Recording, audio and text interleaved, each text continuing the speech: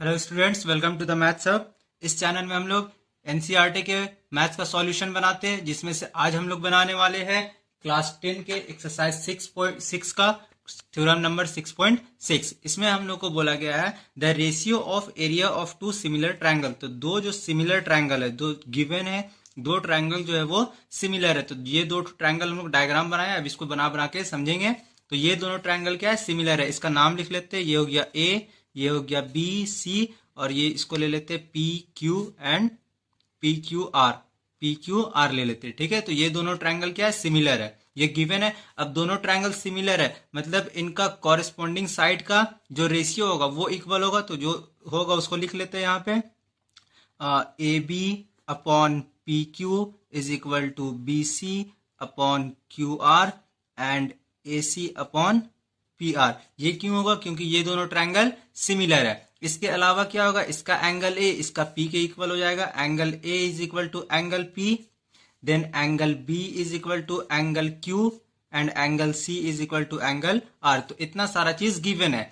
अब आगे हम लोग को बोला गया है is equal to the square of the ratio of their corresponding side. तो ये दोनों का जो एरिया है वो इनके एक साइड ए बी और पी क्यू का जो रेशियो है उसके स्क्वायर के इक्वल होगा, स्क्वायर के इक्वल होगा। तो हम लोग को इसी थ्योरम को हम लोग हिंदी में यहाँ पे लिखे हैं।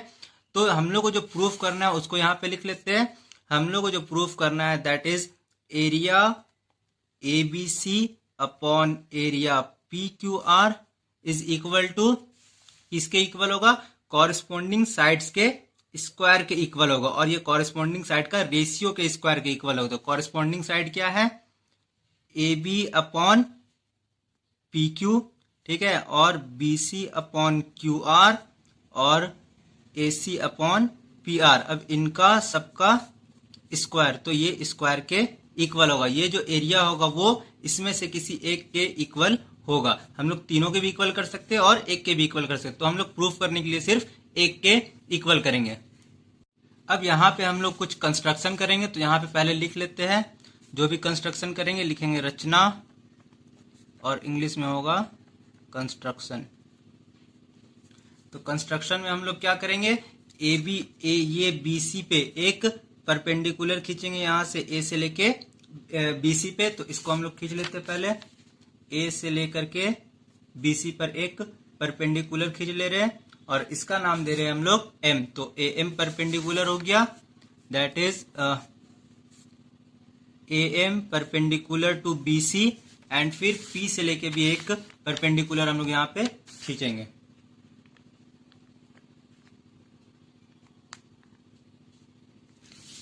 ये हो गया पी और यहाँ पे N, P N perpendicular to Q are.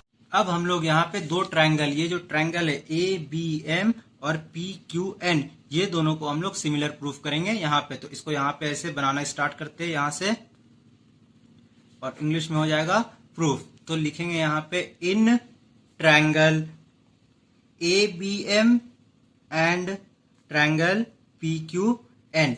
A B M का ये वाला ट्रायंगल 90 डिग्री का होगा, क्योंकि ए एम क्या है, बी सी पे परपेंडिकुलर है। तो यहाँ पे लिखेंगे angle A M B is equal to angle P N Q. ये हो जाएगा बोथ 90 डिग्री, और या फिर हम लोग कंस्ट्रक्शन से लिख सकते हैं। उसके बाद इस ट्रायंगल का एंगल बी, ये वाला एंगल बी इक्वल हो जाएगा एंगल क्यू के, और ये गिवन है angle B is equal to angle Q.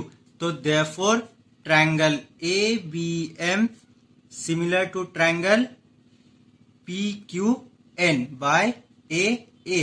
अब क्योंकि ये दोनों ट्रायंगल सिमिलर हो गया, तो इन लोगों का जो, इन दोनों ट्रायंगल का जो कॉरेस्पॉन्डिंग साइड है उसका रेशियो भी इक्वल हो जाएगा। तो इसको हम लोग यहाँ पर ही लिख लेते हैं, दैट इज इसका ए बी साइड और इसका पी क्यू साइड का इक्वल हो जाएगा, यानी कि A B upon P Q is equal to इसका ए एम और इसका पी एन, इन दोनों के रेशियो के बराबर हो जाएगा। तो इसको यहाँ पे हम लोग लिख सकते हैं, A B by P Q is equal to A M by P N.